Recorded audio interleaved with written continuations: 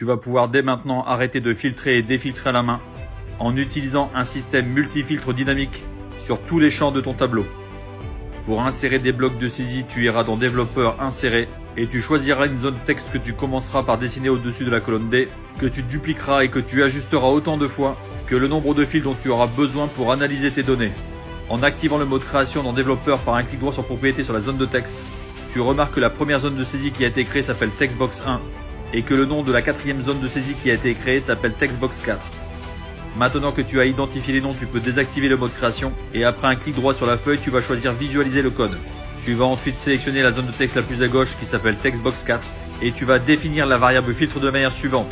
Après un égal, tu vas saisir une étoile entre double guillemets pour indiquer que la saisie pourra démarrer par n'importe quel caractère, suivi d'un et commercial et du nom de la feuille qui commence par Sheets, pour laquelle après une parenthèse tu vas saisir un double guillemet, suivi du nom de la feuille ainsi que d'un double guillemet et d'une parenthèse fermante, suivi de la propriété texte de l'objet Textbox 4 qui s'écrit de la manière suivante textbox4.text, puis de nouveau un et commercial suivi d'une étoile entre double guillemets pour indiquer que la saisie peut terminer par n'importe quel caractère. Tu vas maintenant définir le début de la zone à partir de laquelle le fil va pouvoir s'activer et en retournant dans le classeur, tu peux constater que la première donnée à filtrer se situe en A5. Tu vas donc saisir la propriété range.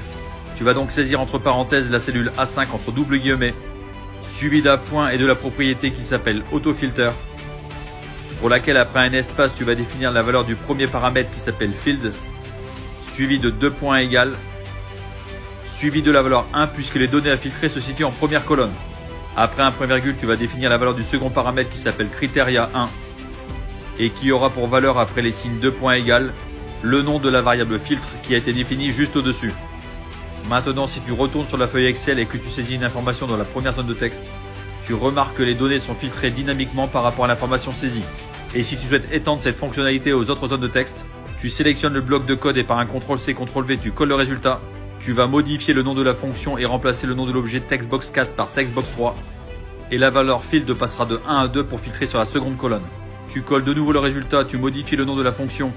Puis tu passes le nom de l'objet à Textbox 2 et la valeur de field à 3 pour pouvoir filtrer sur la troisième colonne. Et pour la dernière copie, tu procèdes exactement de la même manière afin de pouvoir filtrer sur le dernier champ en question. Maintenant, en saisissant des informations en cascade dans les différentes zones de texte qui ont été affectées, tu vas pouvoir progressivement affiner tes recherches jusqu'au résultat souhaité. Si tu souhaites devenir plus efficace dans ton travail, rejoins-moi sur Excel Booster.